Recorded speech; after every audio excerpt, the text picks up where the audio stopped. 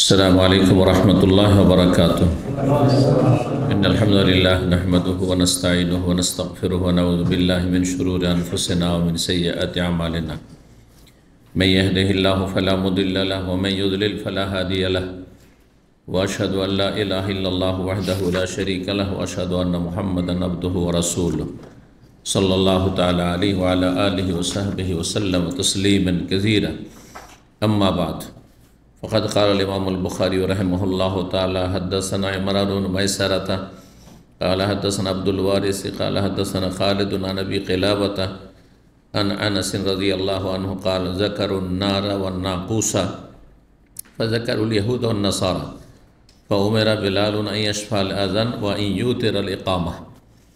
সম্মানিত ভাতৃমণ্ডলী, আল্লাহ রাব্বুল আলামিনের প্রশংসা এবং প্রিয় নবী সাল্লাল্লাহু আলাইহি সাল্লামের উপর সালাত ও সালামের পর আজ মঙ্গলবার ৭ই রবিউল আউয়াল ১৪৪৬ হিজরি মোতাবেক ১০ সেপ্টেম্বর ২০২৪ আমাদের ধারাবাহিক আলোচনা সহিহুল বুখারীর নবী রাসূলগণ সম্পর্কীয় হাদিসের পর্ব নম্বর ১৯।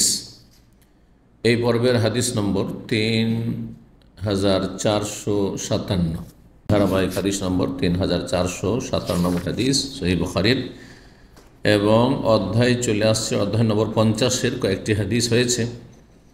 গতকালকে বিষয়বস্তু ছিল বাবু মাজকের বনি ইসরাইল। এই অধ্যায় হচ্ছে বনি ইসরাইল সম্পর্কে যে আলোচনাগুলি হাদিসে এসেছে। বনি ইসরাইল অর্থাৎ ইয়াকুব আলাইহিস সালামের বংশধর। ইসরাইল ইয়াকুব আলাইহিস সালামের নাম। আজ ইহুদিদের দেশ ইসরাইল বা ইসরাইল, সেটাকে ইসরাইলই আসলে, কিন্তু সেটাকে সকে জ পড়া, এটা বিভিন্ন ভাষায় আছে। ইসরাইল সকে জ পড়া আছে। তো ইসরাইল ইংলিশে বলা হয়, ইসরাইল সেটি আসলে আরবিতে। এই নাম তারা নিজেরা নাম নিয়েছে, কিন্তু এই ইহুদিদের, বর্তমান ইহুদিদের ইয়াকুব আলাইহিস সালামের সাথে কোনো সম্পর্ক নেই, বংশীয় সম্পর্ক নেই।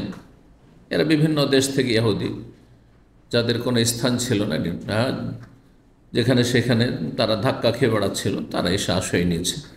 অনেকে রাশিয়া থেকে এসছে, অনেকে কোথা থেকে এসছে। এরা ইয়াকুব আলাইহিস সালামের বংশেরও না, আর আদর্শেরও না, আকিদারেও না, ধর্মেরও না। ভালো করে রাখবেন, কারণ ইয়াকুব আলাইহিস সালাম আল্লাহর নবী ছিলেন, তিনি ইহুদি ছিলেন না। তার ধর্ম কী ছিল, দিন কী ছিল? ইসলাম ছিল। সমস্ত নবী রাসূলগণের দিন ছিল ইসলাম,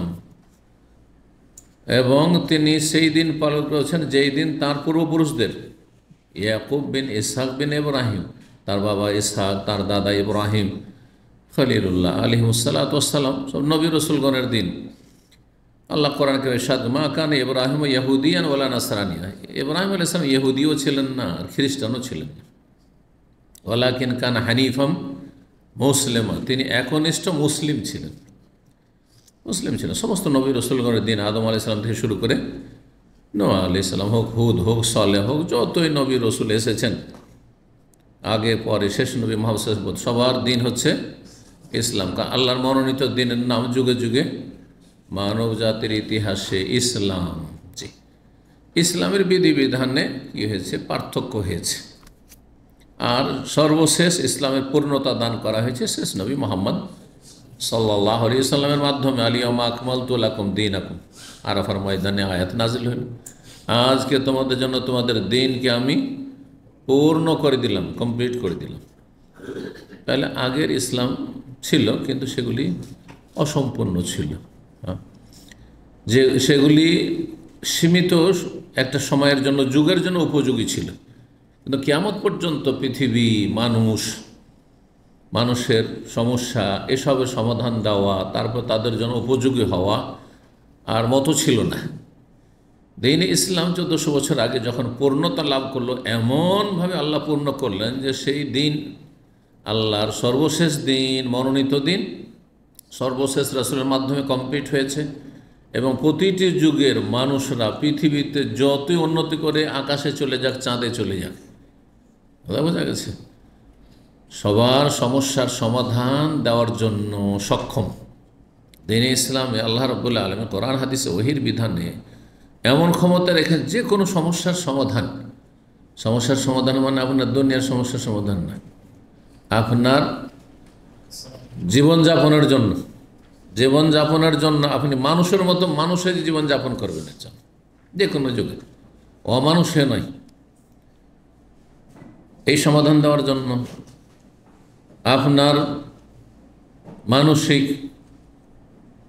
আপনার অশান্তি, পারিবারিক অশান্তি, হ্যাঁ, ইত্যাদিতে যেসব অশান্তিগুলি, সামাজিক অশান্তি, রাষ্ট্রীয় জাতীয় অশান্তি, যেসব অশান্তি রয়েছে এগুলি সমাধান দেওয়ার জন্য সমাধান আছে, এবং সর্বস্তরের সমাধান আছে, ব্যক্তি জীবনের সমাধান আছে, পারিবারিক সমাধান আছে। স্বামী স্ত্রীতে ঝগড়া হইল মিটাইতে হবে কী করে? কোরআন হাদিসে নাই সমাধান সব যুগে।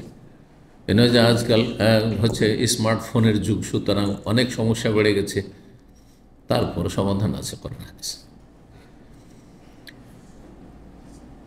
তারপরে রাষ্ট্রীয়ভাবে শান্তি বহাল রাখা এবং শান্তি যাতে বিঘ্নিত না হয় এর দিক নির্দেশনা রয়েছে। কেমনভাবে দেশ পরিচালনা করতে হবে তার দিক নির্দেশনা রয়েছে। এক কথায় দ্বীন ইসলাম হচ্ছে একটি পূর্ণাঙ্গ জীবন বিধান এবং সব যুগের জন্য সমস্ত সমস্যার সমাধান দেওয়ার ক্ষেত্রে সক্ষম। কিন্তু যে জানে সে জানে, যে জানে না সে জানে না।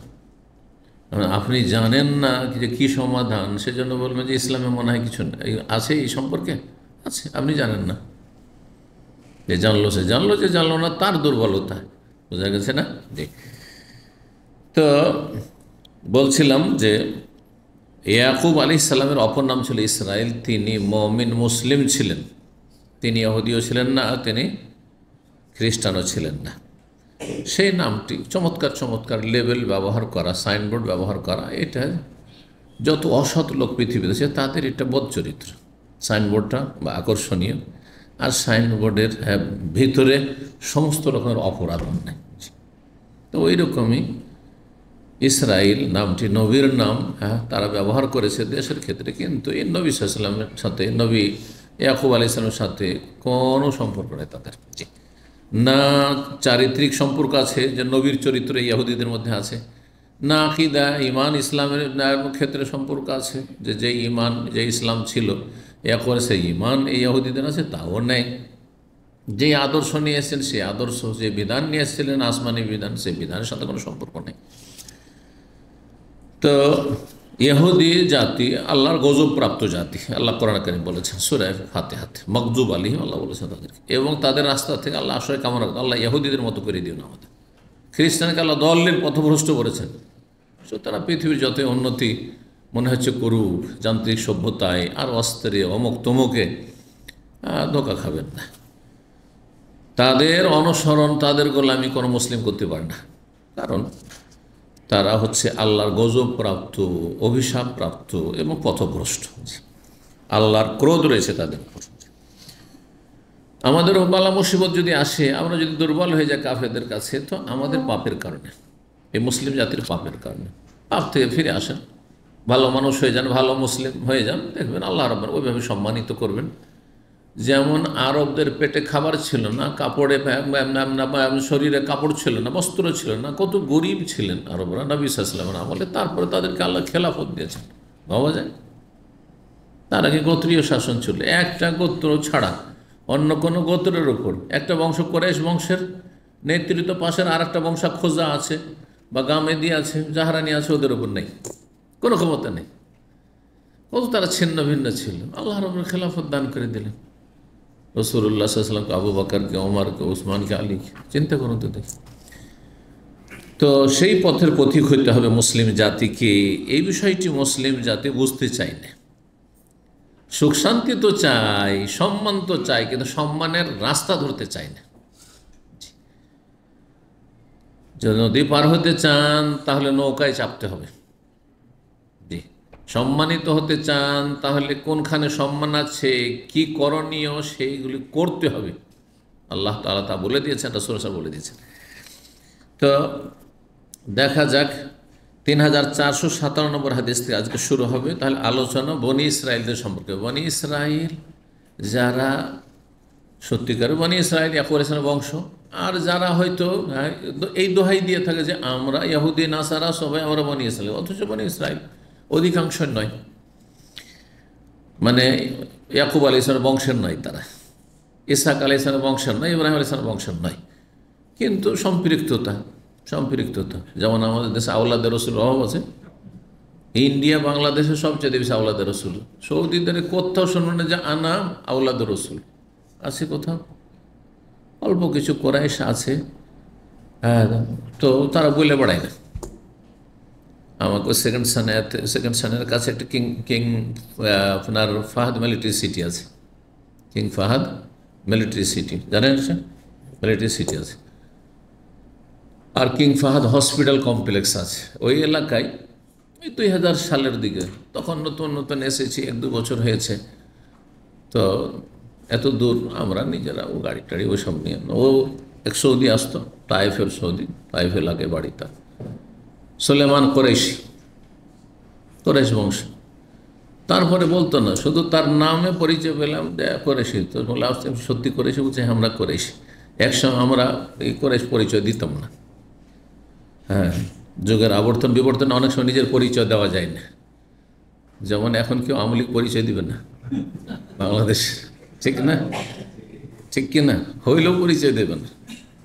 হ্যাঁ, একসময় জামাত কেউ পরিচয় দিত না, সব আওয়ামী লীগ সেজে গেছিল, না সব আহলে হাদিস সেজে গেছিল। কথা বলছেন, এখন সব পরিচিত। হ্যাঁ, বুঝতে পারছেন তো? বুঝতে পারছেন অবস্থা। আল্লাহ রাব্বুল একই অবস্থায় রাখবে না কাউকে। এই অবস্থা যেটাই হচ্ছে, আল্লাহ যেন ভালোর দিকে নিয়ে যায়, যেখানে হোক মুসলিমদের জন্য, আর ভালোর পথে চলা আল্লাহ তৌফিক দান করে। তো এইরকম খুব কম পাবেন। আপনারা হয়তো এতদিন আছেন, অনেকে আছেন, একজন হয়তো নবী সাল্লাল্লাহু আলাইহি ওয়াসাল্লাম বংশের কোরেশ বংশের পাননি। আর বাংলাদেশের যত পীর সব আওলাদের রসুল, সব রসুলের বংশের। এগুলো কি? এগুলো ওই রকমই যেমন ইহুদি নাসারা বলছে আমরা হচ্ছি বনি ইসরাইল, আসলে বনি ইসরাইল নয়, ভুয়া বনি ইসরাইল, বুঝছেন না? ইয়াকুব আলাইহিস বংশের নয়। ঠিক তেমনি আওলাদের রসুল এরা নয়, কিন্তু এদের জাল আওলাদের রসুল। কারণ ধর্ম ব্যবসা চালাতে হবে। আওলাদ রসুল না বললে তো মুরিদ হবেন না, বা মুরিদ হলে মুরিদের সংখ্যা বাড়বে না, আর মুরিদের সংখ্যা না বাড়লে তো পকেট গরম হবে না, আর বিনা পুঁজির ব্যবসা চলবে না। আর মন্ত্রীকেও পুঁজি ইনভেস্ট করতে হয়। ইলেকশনে একটা এমপি পাস করার জন্য ও লাখ লাখ টাকা খরচ করে, ছিটাই পয়সা, যে পরে কুড়াবো, রাতারাতি বড় লোক হবো, কিন্তু এখন ছিটাইতে হবে। কিন্তু পীরকে কখনো পয়সা ছিটাতে হয় না মুরিদ বানানোর জন্য, তাই না? সেটা একটু কৌশল করতে হয়, আওলাদের রসুল। হ্যাঁ, আর কিছু জাদু সেহের এইরকম মন্ত্রতন্ত্র করে কিছু কেরামতি দেখাইতে হয়, ব্যাস। ইমান যাক, কুফরি করুক, শিরিক করুক, বিদাত করুক, কিন্তু ব্যাস মানুষকে কী করতে হবে? আকর্ষণ করতে হবে, টানতে হবে। জি, তাহলে পকেট থেকে টাকা টানা যাবে। জি, এ হচ্ছে ধর্ম, পীরদের ধর্ম। আল্লাহ তাদের অনিষ্ট থেকে রক্ষা করুক। পীরের মুরিদেরা রাগ করবেন না, এটি বাস্তব সত্য, হক কথা বলছে। আল্লাহর ওয়াস্তে পীরের মুরিদ হওয়ার গুমরাহি থেকে ফিরে আসেন, না হলে মুক্তি নেই। এটা হচ্ছে বাতিল ধর্ম। আল্লাহ হেফাজত করুন। তো আনাস রাদিয়াল্লাহু তাআলা আনহু বর্ণনা করছেন, তিনি বলেন, যাকারুন নারা ওয়ান নাকুস। সাহাবাই কেরামগণ মদিনায় একবার আগুনের কথা আর ঘণ্টার কথা আলোচনা করলো। এত সংক্ষেপে হাদিসটি যে তরজমা পড়ে কিছুই বুঝতে পারবেন না। অনুবাদটা করি, তারপরে দেখেন যে বুঝতে পারেন কিনা। সাহাবীরা আলোচনা করলো আগুন নিয়ে, আর কি নিয়ে? ঘণ্টা বাজা নিয়ে। ফাজাকারুল ইয়াহুদান নাসারা, তখন তারা আপোষে আবার আলোচনা উঠলো যেগুলো তো ইহুদি নাসারাদের আদর্শ। ফাউমেরা বেলালুন, তখন বেলালকে নির্দেশ দেওয়া হলো যে এক কাজ করো, হ্যাঁ, ইয়াসফাল আজান, আজানের বাক্যগুলি জোড়া জোড়া বলো, হ্যাঁ, জোড়া জোড়া দুটো দুটো করে বলো। ওয়াইউতের আল একামা, একামা আর বাক্য একটি করে বলা। একরা আর জোড়া, একরা বুঝেন? একরা বলেন না, মানে একটি একটি করে। জি, বা বেজোড়। বেতর মানে ইন্নাল্লাহ বেতরুন, আল্লাহ বেজোড় মানে এক। তো বেতর তাহলে সর্বনিম্ন হচ্ছে এক। তাহলে হানাফিরা বলছে যে এক রাকাত কোনো নামাজই নেই, মানে 3 দিয়ে শুরু হবে। কথাটা ভুল না? তাহলে আল্লাহ কি 3 দিয়ে শুরু হবে নাকি? ইন্নাল্লাহ বেতরুন, আল্লাহ বেজোড়, ইউহিব্বুল বিতরা, বেতনকে ভালোবাসেন, বিজোড়কে ভালোবাসেন। শুধু সর্বনিম্ন বেতন নামাজ হচ্ছে জি। আর হাদিস স্পষ্ট রয়েছে, তারপরে কিভাবে হাদিস অস্বীকার? জি, আল্লাহ হেদায়েত দান করুন। আপনি পড়বেন না তো তিনেই কেন থেমে যাবেন? 5ও আছে, 7ও আছে, 9 আছে, 11 আছে, তো এগুলোও পড়েন মাঝে মাঝে, একটু বেশি করেই পড়েন। জি। তো বেলালকে বলা হলো আইয়াসফাল, আজান যেন জোড়া জোড়া দেয়, মানে জোড়া জোড়া বাক্য। ওয়াইয়ুতের আল একাম, আর একামত যেন বেজোড় দেয়, মানে একটি একটি করে বাক্য। এটা হচ্ছে বেশি সহি সুন্নত। কিন্তু জোড়া জোড়া একামত জায়েজ রয়েছে। সৌদি আরবে যেটা আছে, একামত বেজোড় না জোড়া? অধিকাংশ বাক্যগুলি কাদ কামাতে সালা না, আল্লাহ আকবার আল্লাহ আকবার তো 2বার, কিন্তু 4বারের জায়গায় যখন কমে গেল তখন সেটাই 1বার হয়ে গেল। জি। আজানে আল্লাহ আকবার কয়বার? 4বার না? আল্লাহু আকবার একসাথে বলছেন, সেই জন্য বুঝতে পারছেন। আল্লাহু আকবার আল্লাহু আকবার, তাহলে 4বার না? ওর অর্ধেক। আশহাদু আল্লা ইলাহা কয়বার আজানে? 2, একামতে 1। আশহাদু আন্না মুহাম্মাদুর রাসূলুল্লাহ আজানে 2, একামতে 1। কিন্তু কাদ কামাতিস সালাহ, হাইয়া আলাস সালাহ, হ্যাঁ হাইয়া আলাস সালাহ আজানে 2বার, হাইয়া আলাল ফালাহ 2বার, কিন্তু একামতে 1বার। এটা বেশি সহি। বেলাল রাদিয়াল্লাহু তাআলা মদিনার মুয়াজ্জিন ছিলেন, তিনি একামত দিতেন তো এইভাবে দিতেন। একামত হচ্ছে একটি একটি করে বাক্য। হাইয়া আলাস সালাহ, হাইয়া আলাল ফালাহ, যেমন সৌদি আরবে আছে, এবং আহলে হাদিস মসজিদগুলোতে আমল আছে, ভারত, বাংলাদেশ, পাকিস্তান, এই সৌদি আরবের মতো। কাদ কামাতিস সালাহ আজানও 2বার, একামতেও, হ্যাঁ আজানে নেই বলছি, আজানে বলছি, ভুল বলছি, আজানে নেই, হ্যাঁ একামতে আছে। একামতে যে কাদ কামাতিস সালাহ আছে কয়বার? হ্যাঁ, কাদ কামাতিস সালাহ 2বার। আল্লাহু আকবার আল্লাহু আকবার, লা ইলাহা ইল্লাল্লাহ লা ইলাহা ইল্লাল্লাহ 1বার। জি। অধিকাংশ বাক্যগুলি সম্পর্কে কথা বলা হয়েছে। তো একামত বেজোড়, তবে জোড়া যদি কেউ একামত দেয় সেটাও সহিহ হাদিস দ্বারা প্রমাণিত। মক্কায় আবু মাহজুরা মক্কা বিজয়ের পরে যখন মুয়াজ্জিন নিযুক্ত হলেন, তখন তিনি জোড়া জোড়া একামত দিতেন, জোড়া একামত দিতেন, এবং নবী সাল্লাল্লাহু আলাইহি ওয়াসাল্লাম শিখিয়েছেন। সুতরাং জায়েজ। তাহলে হানাফিদের একামতও জায়েজ, আর যেটা সৌদি আরবে আছে বা আহলে হাদিসরা দেয়, অধিকাংশ ওলামার, শাফেঈ, তারপর মালিকি, তারপরে হাম্বলি, আহলে হাদিস, অধিকাংশ আইম্মায়ে কেরাম এবং অধিকাংশ মুসলিমদের কাছে একামত হচ্ছে একটি একটি করে বাক্য। বেলাল রাদিয়াল্লাহুর একামত, কিন্তু দুটোই সুন্নত। একটির যদি প্রচলন থাকে, তার বিপরীত হঠাৎ করে যদি করেন তো জনগণ হইচই শুরু করে, হট্টগোল মারামারি শুরু করে দেবে। সুতরাং ফিতনা করবেন না। তবে মানুষকে শিখিয়ে দিয়ে, জানিয়ে দিয়ে দুটোই আমল করা যায়। অথবা শিক্ষিত সমাজে দুটোই করা যায়, কিন্তু যেখানে জানে না। হানাফি মসজিদে যদি বেলালের একামত দিয়ে দেন, দিয়ে দেখিয়েন, এরকম অনেকে এসে বলেছে যে আমি সৌদি আরব থেকে গেছি আর দিয়ে দিছি ওই আখড়া একামত। বলছে তোমার একামত হয়নি, আর গালটাল দিয়ে ওকে সরিয়ে দিয়ে আবার নতুন করে একামত।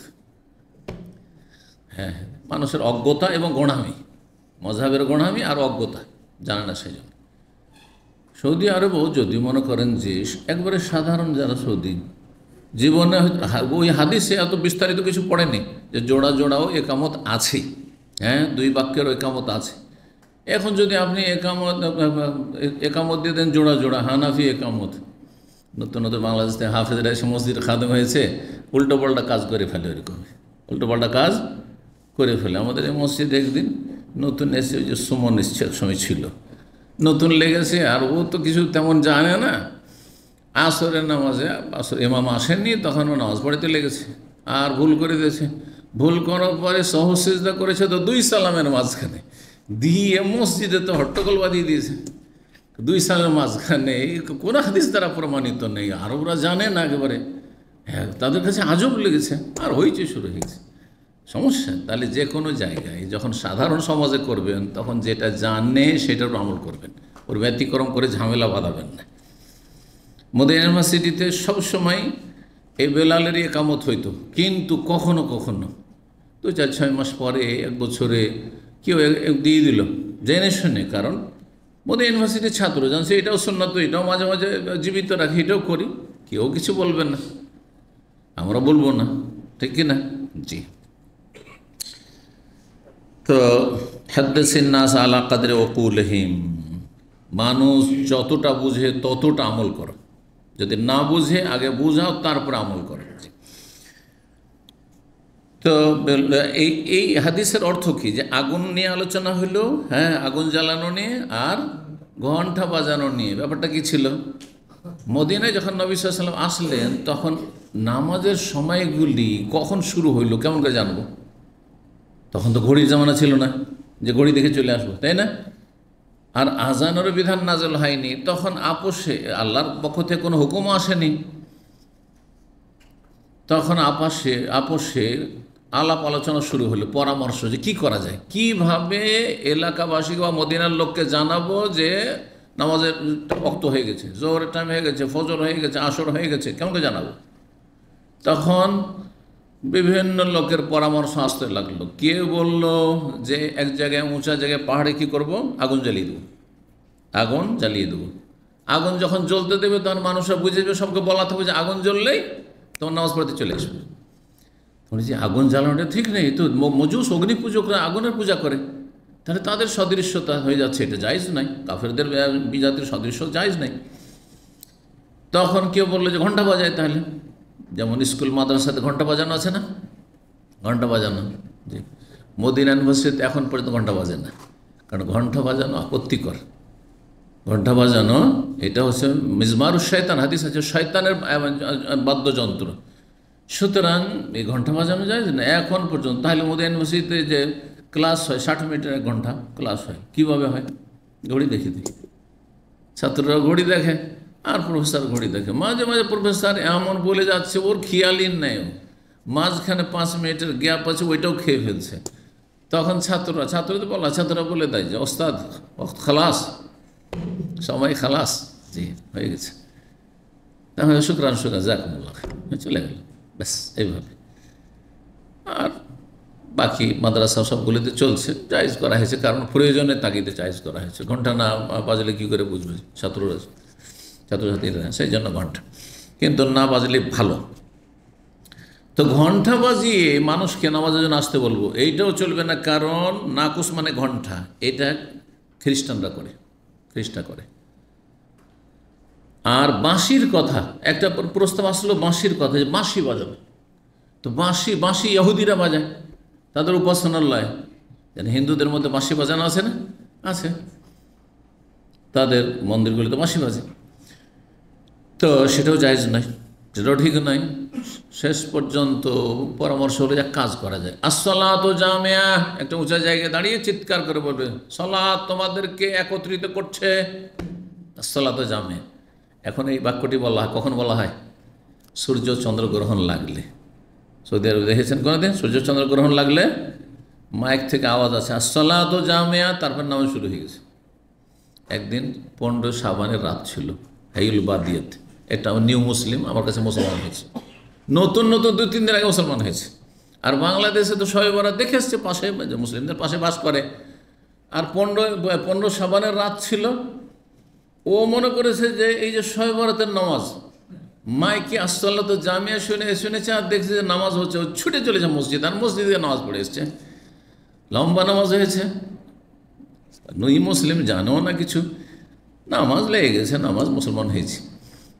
তার পরের দিন গিয়েছি, সে সেলুনে কাজ করতো, তার কাছে আমার বাচ্চারও এলাকা পড়তো, তো ওই সময় গিয়েছি, বলছে আজকে আমি শবে বরাতের নামাজ পড়ে এসেছি। আমি আলিল্লাহ, কোথায়? সৌদি আরবে? বলছে হ্যাঁ এখানে এই মসজিদে শবে বরাতের নামাজ হয়েছে। বলছে হইতেই পারে না, তো বলছে না নামাজ হয়েছে, আমি নিজে নামাজ পড়েছি। তাই বললাম যে চন্দ্রগ্রহণ লেগেছিল রাত্রে। আচ্ছা চন্দ্রগ্রহণের নামাজও তো জানো না যে চন্দ্রগ্রহণের নামাজ, ভেবে নিয়েছে কি শবে বরাতের নামাজ। জি এ হলো অবস্থা। কি বলছিলাম? আসসালাতু জামিয়া। তারপরে স্বপ্ন দেখলেন আব্দুল্লাহ বিন যায়েদ বিন আব্দুর রাব্বি, সেই স্বপ্ন আরও কয়েকজন 10-12 জন সাহাবায়ে কেরাম দেখলেন, ওমর রাদিয়াল্লাহু তাআলা দেখলেন, অনেকে দেখলেন। প্রথমে এসে বলেছেন আব্দুল্লাহ বিন যায়েদ, ইয়া রাসূলুল্লাহ, আমি দেখছি যে 2 জন লোক এসছেন ফেরেশতা মানুষের রূপদের, আর আমাকে বলছেন যে এই নামাজের এই বাক্যগুলি, এসব আমাকে শোনাইলেন। বাক্যগুলি শোনা তো স্বপ্নে মুখস্থ করে নিয়েছে বাক্যগুলি, আজানের বাক্যগুলি। আর তারপর নবী সাল্লাল্লাহু আলাইহি সাল্লামকে যখন শুনলেন, নবী সাল্লাল্লাহু আলাইহি সাল্লাম খুব পছন্দ করলেন, আর তারপরে বললেন যে ঠিক আছে এটি আমাদের আজান। সাহাবীর স্বপ্ন শরীয়ত হইতো না, সাহাবীর স্বপ্ন দিয়ে কিন্তু আজান শুরু হইতো না, কিন্তু নবী সাল্লাল্লাহু আলাইহি ওয়াসাল্লাম যখন সমর্থন করলে এটাকে অনুমোদন বলা হয়, তাকরির, সাপোর্ট। আর হাদিস বলা হয় নবী সাল্লাল্লাহু আলাইহি ওয়াসাল্লামের বচন যা বলেছেন, তারপরে আমল কর্ম, আর তৃতীয় হচ্ছে অনুমোদন বা স্বীকৃতি, অনুমোদন। তো এই যে নবী সাল্লাল্লাহু আলাইহি ওয়াসাল্লাম অনুমোদন দিলেন, এটি হাদিস হয়ে গেল। তখন আজান নবী সাল্লাল্লাহু আলাইহি ওয়াসাল্লাম যেন হাদিস হয়ে গেল। তারপরে আজান বলছে বেলালের আওয়াজ সবচেয়ে উঁচু, সুতরাং দেখো বেলালকে ডাকো, বেলাল আজান দাও। আব্দুল্লাহ বিন যায়েদ যে স্বপ্ন দেখেছে তাকে কিন্তু মুয়াজ্জিন বলেন না, তাকে বলেন তুমি বাক্যগুলি একটা একটা করে শিখিয়ে দাও বেলালকে, আর বেলাল আজান দিচ্ছে উচ্চ স্বরে।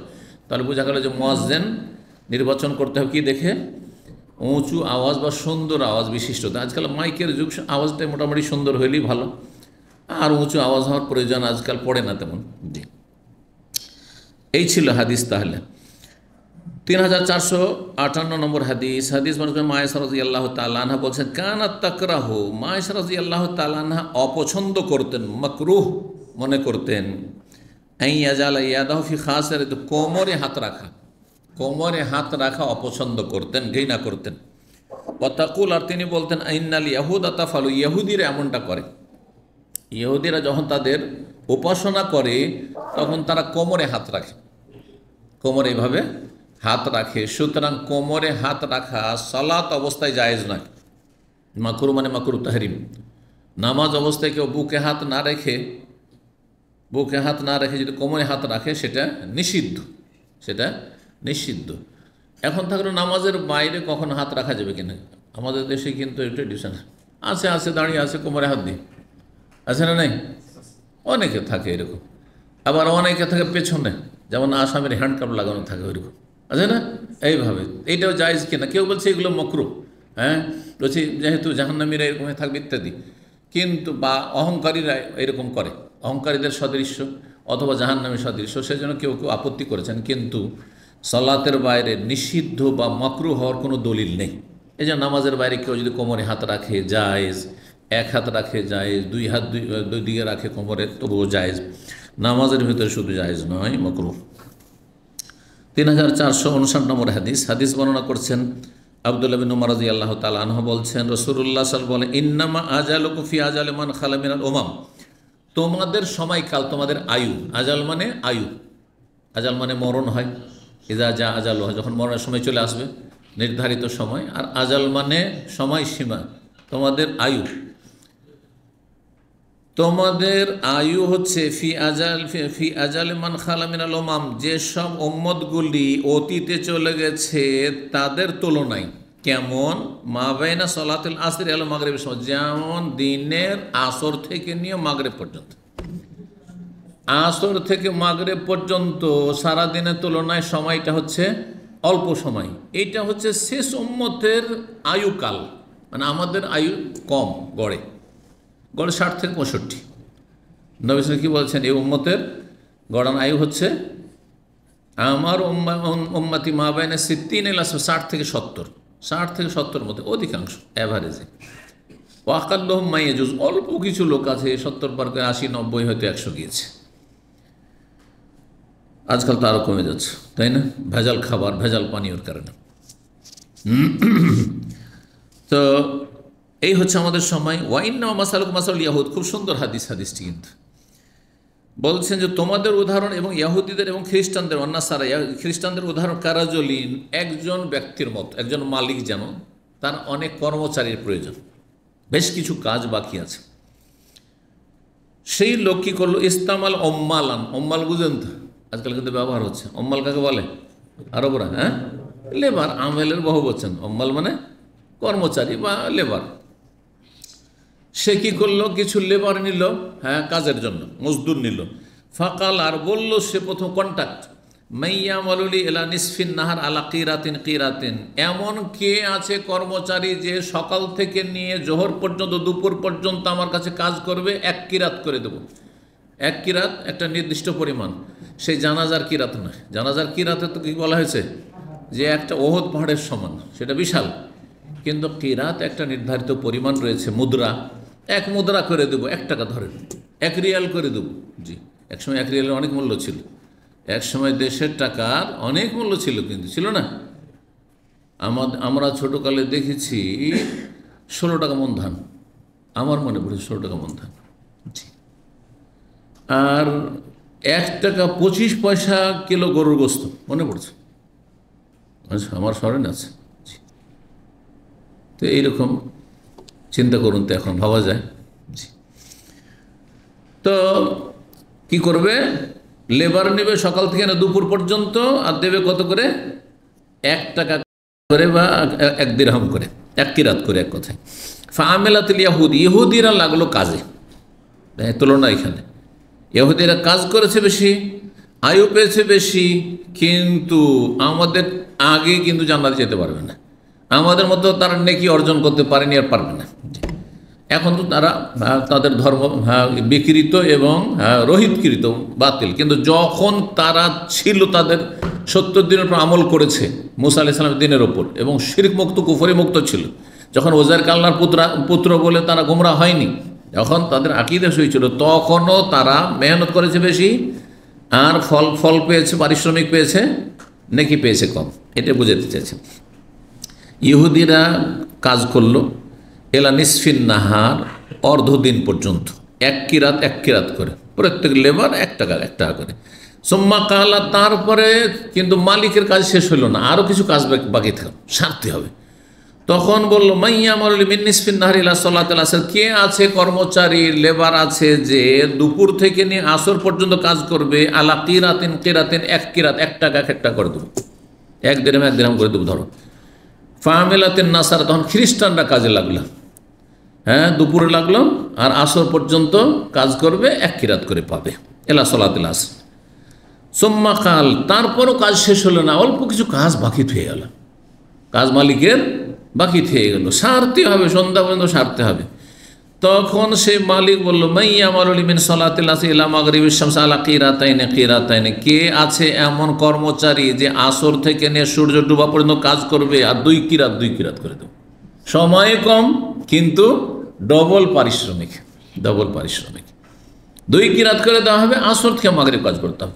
জোহর থেকে আসর এই সময়টা ধরেন, আর আসর থেকে মাগরিব কোন সময়টা বেশি লম্বা? হ্যাঁ, জোহর থেকে আসর লম্বা সময়।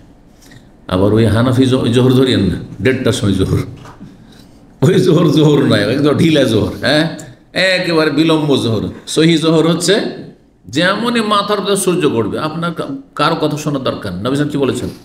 এজা জালাতিশ শামস, সূর্য ঢলে গেলি, সূর্য মাথার থেকে কখন গড়ছে, কোনো একটা কাঠি, হ্যাঁ, কোনো কিছু একটা লাঠি দাঁড় করে দেন, বুঝতে পারবেন যে সূর্য পশ্চিম দিকে যখনই গড়ে যাবে, তখন ছায়াটা পূর্ব দিকে ঝুঁকে যাবে, ব্যাস হয়ে গেল।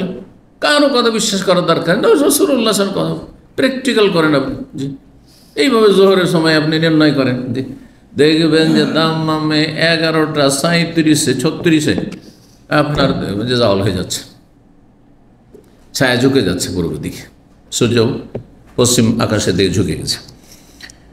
তো কালা, তখন বলছে আলা শোনো, ফাআনতুমুল্লাযিনা তা'মালুনা মিন সালাতিল আসর ইলা মাগরিব, তোমরা শেষ উম্মত, আমার উম্মত, নবী সাল্লাল্লাহু আলাইহি ওয়াসাল্লাম বলছেন আমার এই শেষ উম্মত মুসলিমরা, এরাই হচ্ছে সেই লোক যারা আসর থেকে নিয়ে মাগরিব পর্যন্ত যেন কাজ করলো মালিকের, আর পেল কত?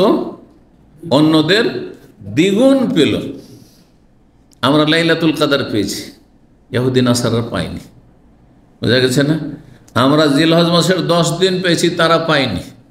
হ্যাঁ, আমরা রমজানের এই ফজিলত পেয়েছি, তারা পায়নি, ইত্যাদি ইত্যাদি। চিন্তা করুন তো, একটা লাইলাতুল কদর খায়রুন মিন আলফি শাহর, 1000 মাস অপেক্ষা। 1000 মাস মানে হচ্ছে 83 বছর 4 মাস, তার চাইতে উত্তম। তাহলে একটা যদি আপনি লাইলাতুল কদর পান, আর একটি রাত পাওয়ার জন্য 5টি রাত, 5টা রাত জাগলেন, আপনি পেয়ে গেলেন 83 বছর 4 মাস নফল ইবাদতের। এই নয় যে 83 বছর 4 মাসের কাজ হয়ে গেছে, সুতরাং আমি বাঁচবই বা কত, 60-70 বছর বাঁচবো, নামাজ রোজা না করলেও জান্নাত চলে যাব। কিন্তু অনেক মূর্খরা এইটাই ভাবে যে একটা যদি লাইলাতুল কদর শবে কদর পেয়ে যায়, তাহলে 83 বছর 4 মাস তো বাঁচবই, তো 60 বছর, তাহলে তো ওর চেয়ে বেশি কাজ করেই ফেলেছি, তার নামাজ রোজা না করলে তো জান্নাত পেয়ে যাবো নাকি? না, এই জন্য বলছে নফল ইবাদতের ফরজটা আপন জায়গায় ঠিক রাখতে হবে, ফরজ আপন জায়গায় ঠিক রাখতে হবে। তো বলছেন নবী সাল্লাল্লাহু আলাইহি ওয়াসাল্লাম, আলা শোনো, লাকুমুল আজরু মাররাতাইন, তোমাদের দ্বিগুণ পারিশ্রমিক রয়েছে। তোমাদের নেকি বেশি, আবার পরিশ্রম কম। দিন ইসলাম হচ্ছে সহজ, কিন্তু অন্য অন্য দিনে বেশ জটিলতা ছিল। তাদের রোজা সিয়াম কঠিন ছিল। যদি সন্ধ্যাবেলায় মাগরিব পরে হঠাৎ করে চোখ বন্ধ হয়েছে, ঘুম চলে এসছে, আর খেতে পাবে না সারাদিন, আবার ওই সারা রাত সারাদিন না খেয়ে থাকতে হবে। আর আপনি ভোর 3টা 4টা 5টা পর্যন্ত যতক্ষণ পর্যন্ত শুভ সাথে না হচ্ছে খেতেই থাকেন, কত সহজ। জি হ্যাঁ, ইত্যাদি ইত্যাদি অনেক ক্ষেত্রে। তো বলছেন, যখন এই কথা আল্লাহ ঘোষণা করলেন, ফাগাযিবাতিল ইয়াহুদ ওয়ান নাসারা, ধরেন ইহুদি নাসারারা কাজ করছে কোনো একজন মানুষের কাছে, হ্যাঁ, মালিকের কাছে, তখন এরা রেগে উঠলো। আমরা সকাল থেকে দুপুর আমরা 6 ঘন্টা 7 ঘন্টা কাজ করলাম, আর আমাদের 1 টাকা 1 টাকা করে। হ্যাঁ, খ্রিস্টানরা রেগে উঠলো যে আমরা এই রৌদ্রের সময় কাজ করলাম আর দীর্ঘ সময় কাজ করলাম, আবার 1 টাকা 1 টাকা। আর এরা ঠান্ডার সময় আসর থেকে নিয়ে মাগরিব কাজ করলো অল্প সময়, আর এর 2 কিরাত, এটা কেমন বিচার হইল? হ্যাঁ, তাই বলছেন নবী সাল্লাল্লাহু আলাইহি ওয়াসাল্লাম, গাযিবাতিল ইয়াহুদ ওয়ান নাসারা, ইহুদি নাসারা অসন্তুষ্ট হয়ে রাগান্বিত হইল। ফাকালু, তার নাহানু আকসার আমালান, আমরা কাজ বেশি করলাম, ওয়া আকাল্লু আতান, আর আমাদেরকে সবচেয়ে কম দেওয়া হইল পারিশ্রমিক। কাল আল্লাহ, তখন আল্লাহ বলছেন, আল্লাহ হচ্ছেন এই মালিক, এই যে কাজ করাচ্ছেন আল্লাহর কারখানায় এই দুনিয়াতে, হ্যাঁ, ইবাদত বন্দেগী, আল্লাহ মালিক। বলছেন, হাল যালামতুকুম মিন হাক্কিকুম শাইআন, তোমাদের প্রাপ্যে সামান্যতম কোনো আমি অবিচার করেছি? তোমাদের সাথে যে চুক্তি ছিল, চুক্তি ভঙ্গ করেছি? সামান্য কিছু কম দিয়েছি? যে এতক্ষণ কাজ করতে হবে, এই সময় থেকে সময় তোমাদেরকে 1 কিরাত করে দেবো, যেটা বলেছিলাম সেটা করেছি কি করিনি? যদি আপনার মালিক আপনার সাথে কথা করে নিয়ে আসে যে আপনাকে 1000 রিয়াল বেতন দেবো আর 2 বছরের টিকিট দেবো, ঠিক আছে, এসে দেখছেন কোম্পানিতে কিছু লোক আছে বছরের টিকিট পায়, আর আপনি বছরে 15 দিন ছুটি পান, সে 1 মাস ছুটি পায় বা তার 1 মাস ছুটি পায়, আর তারপর তাদের বেতন 2000 3000। যদি বলেন যে হিংসা করার, বলছে এটা তো জুলুম হয়ে গেল। না, আপনার সাথে চুক্তিটা কি আছে এইটা দেখতে হবে।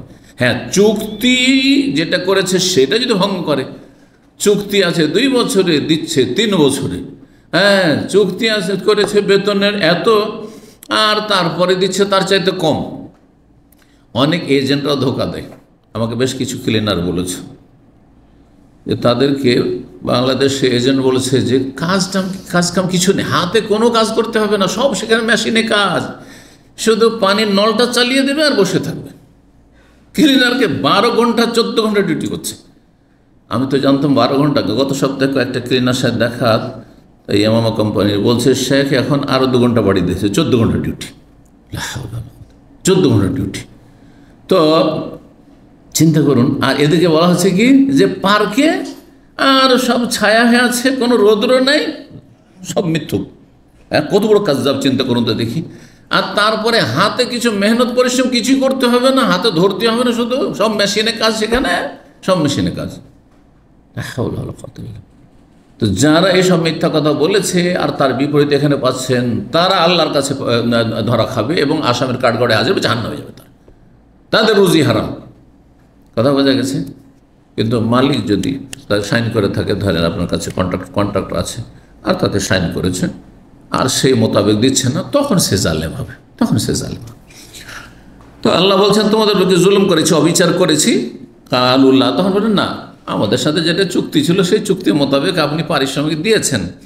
কালা ফাইন ফাজলি, তাহলে এটা আমার অনুগ্রহ, কোন লেবারকে কি দেব না দেব সেটা আমার মর্জি। আমি কাউকে আসরকে মাগরিব কাজ করিয়ে তাকে আমি 2 রিয়াল 2 কিরাত করে দেবো, সেটা আমার ব্যাপার। তাতে তোমার কি এখানে অভিযোগ করার আছে? তোমার প্রাপ্য দিয়েছি কিনা, তোমার পাওনা দিয়েছি কিনা, এটা দেখার বিষয়। 3460 নম্বর হাদিস, ইবনে আব্বাস রাদিয়াল্লাহু তাআলা আনহু বলেন, তিনি বলেন, সামি'তু উমারা রাদিয়াল্লাহু, আমি ওমর রাদিয়াল্লাহু তাআলা আনহু বলতে শুনেছি, ইয়াকুল, তিনি বলেন, কাতালাল্লাহু ফুলানান, অমুক ব্যক্তিকে আল্লাহ সর্বনাশ করুন। কাতালা মানে তার সর্বনাশ হোক। কাতালা মানে লড়াই করা, কিন্তু এখানে লড়াইয়ের অর্থ অথবা আপনার তাকে হত্যা করুক, তাকে ধ্বংস করুক, এই অর্থ নেই। আরবরা এরকম কথা বলে, কেউ যদি কোনো অন্যায় কাজ করে বা ভুল কাজ করে, তো তার ক্ষেত্রে এই ধরনের কথাবার্তা তিরস্কারমূলক বলে থাকে তাদের ভাষায়। যেমন আমাদের ভাষাতে আছে কিছু কিছু কথা যেগুলো এক জায়গার গালি আরেক জায়গার বলি। কোনো এলাকা বলছেন কিন্তু অন্য জায়গায় সেটা গালি, কিন্তু অন্য জায়গায় সেটা গালি। ঠিক ওই রকমই আমাদের ভাষায় কাতালাল্লাহ, আল্লাহ সর্বনাশ করুক, সর্বনাশ, তাহলে এটা বদদুয়া, অভিশাপ, এটা জায়েজ নয়। কিন্তু ওমর রাদিয়াল্লাহু তাআলা একজন সাহাবীকে এই কথা বলছেন, এটা আরবদের ভাষা, সেটাকে তারা গাল মনে করতো, সেটাকে মনে করতো যে আমাকে তিরস্কার করা হইলো, তাকে বকা হইলো, বকা দেওয়া হইলো, এরকম আর কি। সেই ব্যক্তি কে ছিলেন? তিনি ছিলেন সামরা বিন জুনদুব।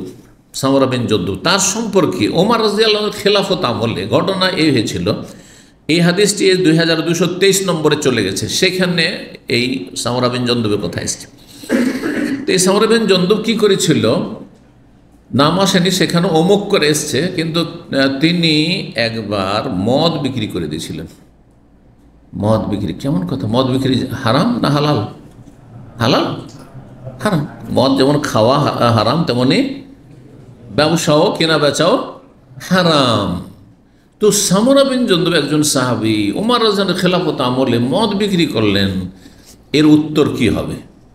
এর জবাব কি হবে? এটা কেমন কথা হইল, কাবিরা গুনাহ। তো একটি উত্তর দেওয়া হয়েছে যে তিনি জানতেন না, তিনি জানতেন হয়তো যে মদ খাওয়া হারাম, পান করা হারাম, কিন্তু মদের ব্যবসা বা মদ বিক্রি করা হয়তো হারাম, এটা জানতেন না। কিন্তু এই উত্তরটা যথেষ্ট নয়। সাহাবীরা মদের বিষয় কোরআনে আল্লাহ 3 জায়গায় আয়াত নাযিল করেছেন, আর মদের বিষয়টা জানবেন না যে মদের ব্যবসা চলবে না, এটা জানবেন না একজন সাহাবী, এটা কেমন? এর জন্য আরও একটি উত্তর দেওয়া হয়েছে, সেটা বেশি ঠিক। সেটা হচ্ছে যে মূলত তিনি মদ বলে বিক্রি করেননি, তিনি সেটা রস বলে বিক্রি করেছিলেন। যেমন আমাদের দেশে খেজুরের রস, তালের রস, বুঝেন না? তারপরে ভিনিগার, এই যে সিরকা, ভিনিগার, এগুলো কিন্তু মদ হয়ে যাবে। তালের রসকে আর খেজুরের রসকে যদি রোদরে রেখে দেন অথবা 1 দিন 2 দিন রেখে দেন, এমনিতে তাতে নেশা হয়ে যাবে। মদের নেশা চলে আসবে, মাতাল হয়ে যাবে। তালের রসে তো খুব দ্রুত হয়, তালের রসে খুবই দ্রুত হয়, খেজুরের রস হয়ে যাবে যদি গরমের দিন হয়। এই জন্য খেজুরের রস আমার খেজুর গাছ আমাদের মাশাআল্লাহ অনেক ছিল, এই জন্য আমার কিছুটা অভিজ্ঞতা আছে। ছোটোকালে খুব খেজুর রস খেয়েছি। আর বাঙালি ট্রেডিশনাল মুড়ি দিয়ে মুড়ি ভিজি আবার জানেন না আপনারা? আজ এই অঞ্চলে আছে। ঠান্ডার দিনে সে পৌষ মাঘ মাসে, কেন পৌষ মাঘ মাসে আবার সকালে সকালে কেন খাওয়া হয়? কারণ রোদ পড়লে তাতে ফেনা হইতে লাগবে, তারপরে তাতে নেশা চলে আসতে পারে, সেই জন্য আসলে। কিন্তু আমাদের থেকে 40 কিলোমিটার দূরে আমি 2 বছর শিক্ষকতা করেছি, ওই এলাকায় তালের গাছ খুব বেশি। তো তালের রস সেই এলাকার লোকেরা খেত, সাঁওতাল আদিবাসীরাও খেত, হিন্দুরা তো খেত, অনেক মুসলিমও খেত। তো সেখান থেকে জানি, যেহেতু এলাকা থেকেছি, তালের রস সে খুব তাড়াতাড়ি নেশা চলে আসে, মাতাল করে দেয়। আর অনেকে মাতাল হয়ে যেত খেয়ে, দুপুরবেলা খেলো আর মাতাল হয়ে গেল। তো সামরা বিন জুনদুব আসলে তিনি মদ বিক্রি করেননি, তিনি বিক্রি করেছেন সেই যুগে 1400 বছর আগে খেজুর বিভিন্নভাবে খাওয়া হতো। তার মধ্যে একটা হচ্ছে খেজুরের নবীজ আজকাল মানুষরা খায় না, কিন্তু সেই যুগে খেজুরের নবীজ খাওয়া একটা গুরুত্বপূর্ণ খাবার ছিল। সেটা হচ্ছে সন্ধ্যাবেলা কিছুটা খেজুর ভিজিয়ে দিল পানিতে, আর ভিজিয়ে রেখে দিল। সকাল হইল, সকালবেলা তখন সেই পানিটা আর পানি না, সে কী হয়ে গেছে, মিষ্টি হয়ে গেছে, পানিতে স্বাদটা চলে এসে, খেজুরের স্বাদটা চলে এসছে। আর তারপর সকাল সকাল যদি সেটা খেয়ে নেওয়া যায় তাহলে সেটা ঠিক আছে, খেজুরের রসের মতো মিষ্টি হয়ে গেছে। খেজুরটা পরে খেয়ে নিল আর তার রসটাও খেয়ে নিল। এটাকে নবীজ বলা হয়। নবাজ যেমন একটা নিক্ষেপ করা, তো খেজুর কিছুটা নিক্ষেপ করে দিল পানিতে, আর তারপরে সেই পানিটা পান করে নিল। কিন্তু সেটা যদি গাঢ় হয়ে যায়, তারপরে সেটা 2 দিন 3 দিন ভিজিয়ে রাখা হয়, তাহলে তখন নেশা চলে আসে, তখন মদ হয়ে যাবে।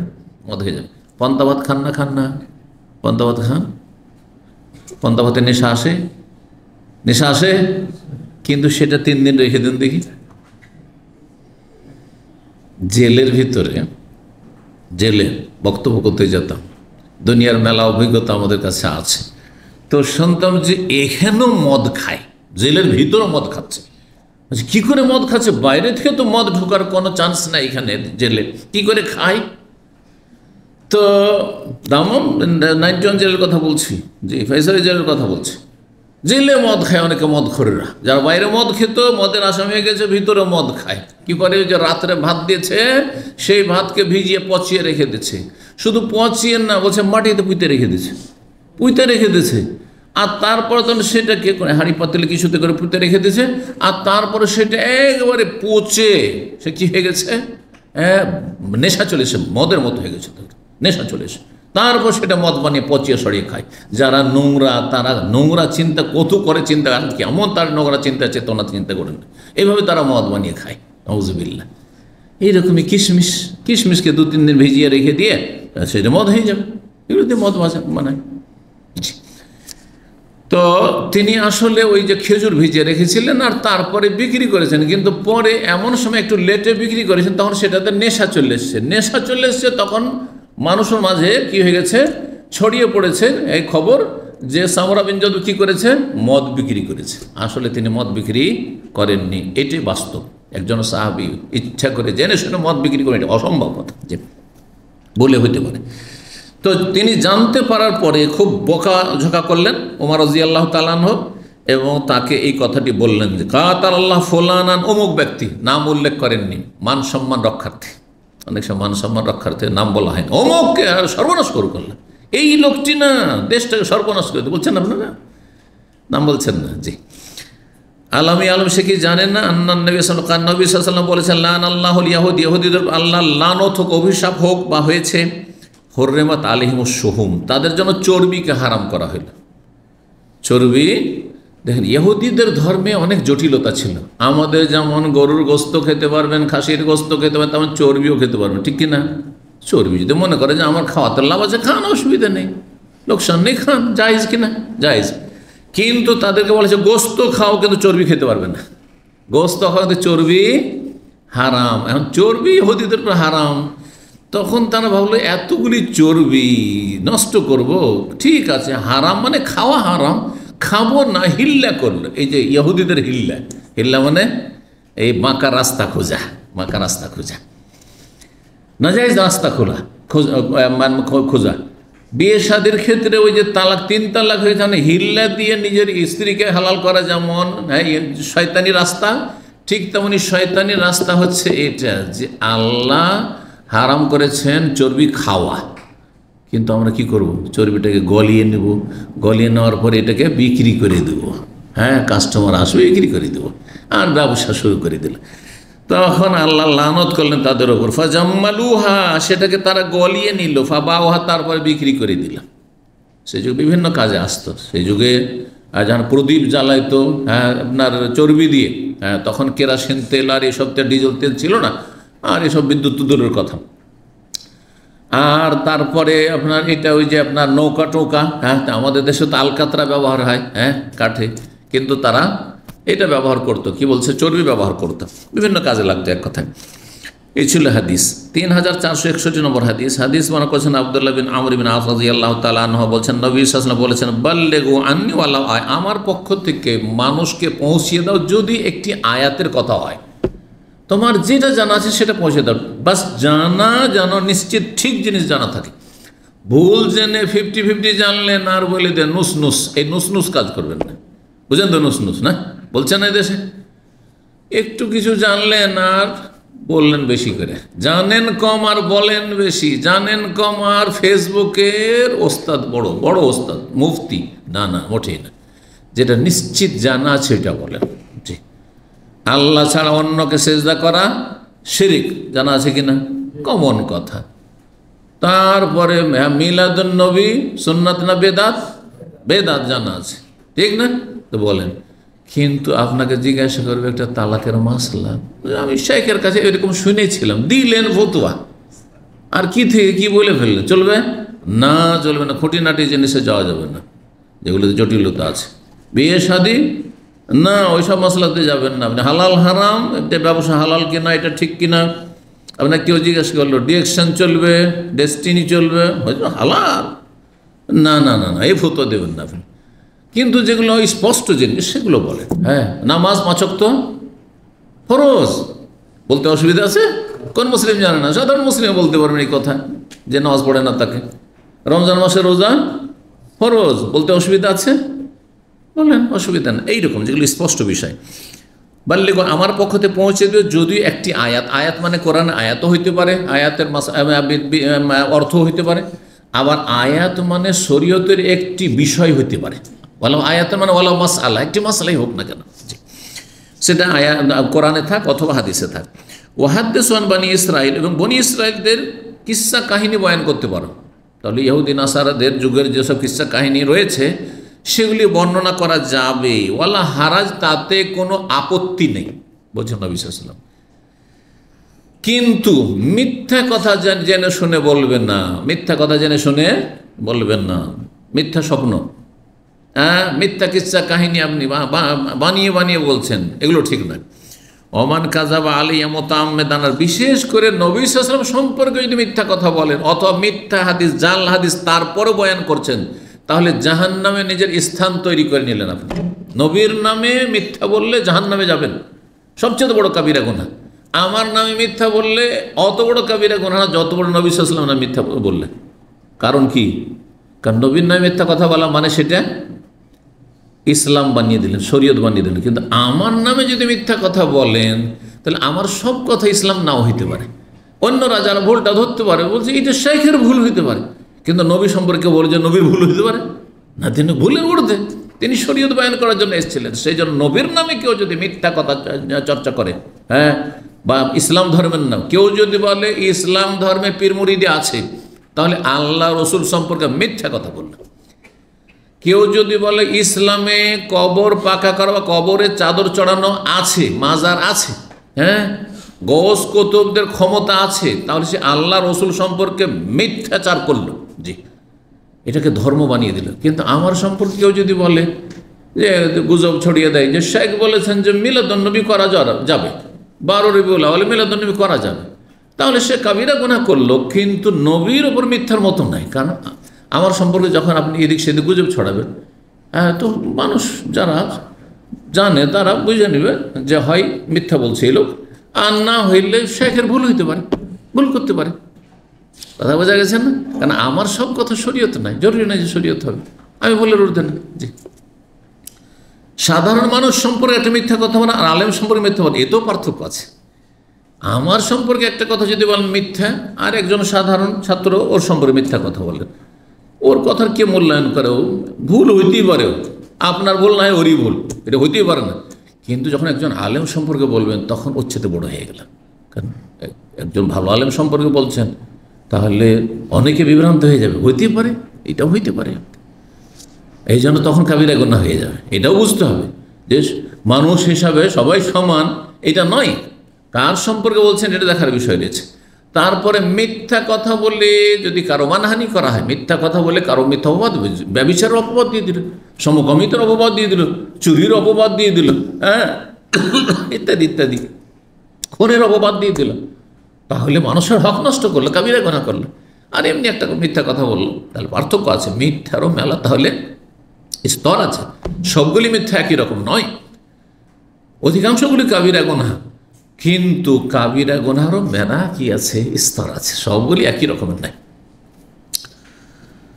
তো যেই ব্যক্তি আমার সম্পর্কে মিথ্যা কথা বলবে, মুতাআম্মিদান মানে ইচ্ছাকৃত, জেনে শুনে, জানছে যে হাদিসটি জাল, হাদিসটি মিথ্যা, হাদিসটি জয়ীফ, তারপর বছর রসুল এই কথা বলেছেন, হ্যাঁ, নবী সাল্লাল্লাহু আলাইহি ওয়াসাল্লাম থেকে এটা বর্ণিত, হাদিস শরীফে আছে, কোনো রেফারেন্স নেই, হ্যাঁ, প্রথম আল্লাহ, হ্যাঁ, নবীর নূর পয়দা করলেন, জাহান্নামে যেতে হবে, আপনি জাল হাদিস বয়ান করলেন। জি, ফালিয়াতাও মাকাদাহু মিনান নার, তাহলে সে তার বাসস্থান বা ঠিকানা জাহান্নামে তৈরি করে নিক। যেই ব্যক্তি নবী সম্পর্কে মিথ্যা কথা বলে, মিথ্যাচার করবে, সেই ব্যক্তি তার স্থান ঠিকানা জাহান্নামে তৈরি করে নিক, নবী সাল্লাল্লাহু আলাইহি ওয়াসাল্লাম বলছেন। জি, এখন এখানে যে বলা হলো বনি ইসরাইলদের কাহিনী বয়ান করতে পারো, কোনো অসুবিধা নেই, যে কোনো কাহিনী বয়ান করতে পারবেন। এর আগে আলোচনা করেছি, কারো মনে আছে যেসব কিস্সা কাহিনী প্রাচীন যুগের আছে, সেগুলি 3 ভাগে বিভক্ত। সেগুলি কয় ভাগে বিভক্ত? 3 ভাগে বিভক্ত। কিছু কিস্সা কাহিনী আছে যেগুলি কোরআন এবং হাদিস দ্বারা সমর্থিত, মানে কোরআন হাদিসে আছে তার দলিল, তাহলে সেগুলি আমরা নির্দ্বিধায় বয়ান করবে এবং সত্য বলে ইয়াকিন রাখব। কোরআন ইউসুফ আলাইহিস সালামের ঘটনা আছে, মূসা ফেরাউনের ঘটনা আছে, বয়ান করব না? আছে না নেই? ইব্রাহিম আলাইহিস সালামের ঘটনা আছে, তার বাবা আজরের কথা আছে, আছে না নেই? বয়ান করব ইত্যাদি ইত্যাদি। তার বনি ইসরায়েলদের যে লোকদের ঘটনা, যেমন জোরাইজ আবেদের ঘটনা এর আগে গেছে, তারপরে আরও ঘটনা আসছে, 3 জন লোকের আল্লাহর পরীক্ষা, এই ঘটনা আসছে, বয়ান করব, কারণ হাদিসে আছে, না হয় কোরআনে আছে। আর কিছু আছে যেগুলো কোরআনে বা হাদিসে বলা হয়েছে যে না, এগুলো নেই, বাতিল, ইসলামী আকিদার সাথে সাংঘর্ষিক বা ইসলামের মৌলিক বিষয়গুলির সাথে সাংঘর্ষিক। যেমন ইসলামের মৌলিক নীতিমালা হচ্ছে নবী রসুলগণ গুনাহ থেকে পাক পবিত্র, ঠিক কিনা? মাসুম, তাদের দ্বারা কাবিরা গুনাহ হইতে পারে, বড় ধরনের ভুল হইতে পারে না। তাহলে ইহুদি নাসারাদের কিতাবে আছে নাউজুবিল্লাহ লূত আলাইহিস সালাম সম্পর্কে মিথ্যাচার, তার চরিত্রহীনতার কথা পর্যন্ত তারা বলেছে। নাউজুবিল্লাহ, ভাষায় নিয়ে আসা মুশকিল, জি, নাউজুবিল্লাহ জেনায় লিপ্ত। তারপরে সুলাইমান আলাইহিস সালামের রাজত্ব জাদুর বলে চলত, কুফরি কথা, এসব কথা ইহুদি নাসারাদের কিতাব আছে। দাউদ আলাইহিস সালাম সেনাবাহিনী স্ত্রীর প্রেমে পড়েছিলেন, নাউজুবিল্লাহ। এসব কথা যে আছে ইহুদি খ্রিস্টানদের কিতাবে, বিশ্বাস করবেন না? বলবো মিথ্যা, কারণ এগুলি নবুয়তের শানের খেলাফ। এগুলি তাদের মিথ্যাচার। তারা আল্লাহ সম্পর্কে বেয়াদবি করেছে, তো নবী সম্পর্কে বেয়াদবি করবে না, অশালীন কথা বলবে না? তারা বলছে, তাদের কিতাবে আছে, আল্লাহ লানত গজব তাদের ওপর, যে আল্লাহ 6 দিনে আসমান জমিন এবং এর মাঝে যা কিছু সব কিছু সৃষ্টি করলেন, তারপর ক্লান্ত হয়ে পড়লেন, নাউজুবিল্লাহ। আর 7ম দিনে তিনি কি করলেন? শনিবারে বিশ্রাম নিলেন। সেজন্য আমরাও শনিবারে ছুটি করে বিশ্রাম নেব, ইহুদিদের ছুটি শনিবারে, বুঝতে পারছেন? বিশ্বাস করবেন?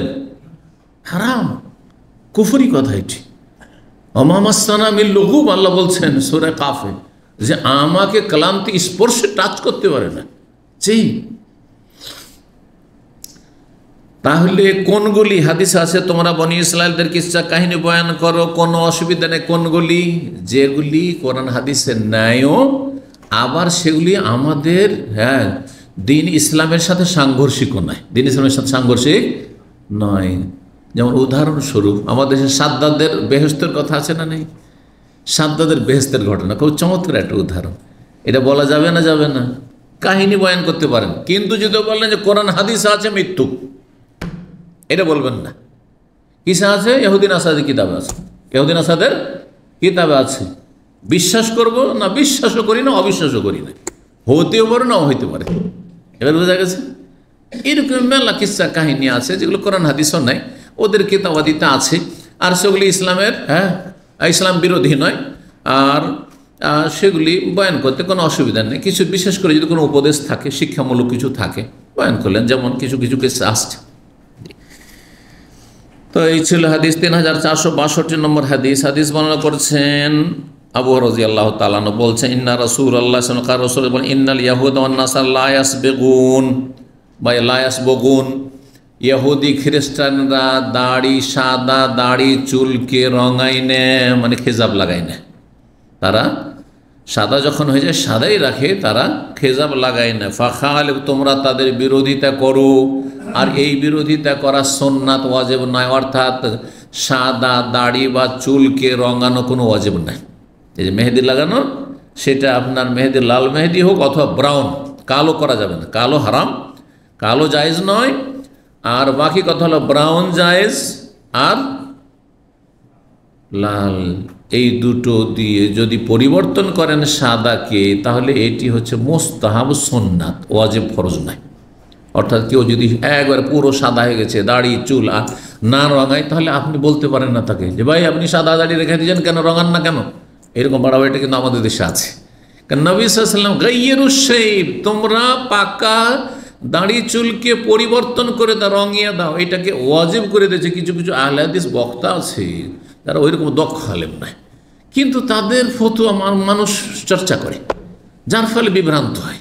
না না না, অজেব নয়, অজেব নয়, এটি ওলামারা কেউ অজেব বলেননি, এটি হ্যাঁ বিরল ফতোয়া। সুতরাং এই দাড়িকে রঙানো বা চুল সাদা হয়ে গেলে রঙানো বা মেহেদি লাগানো, এটা হচ্ছে কি মুস্তাহাব।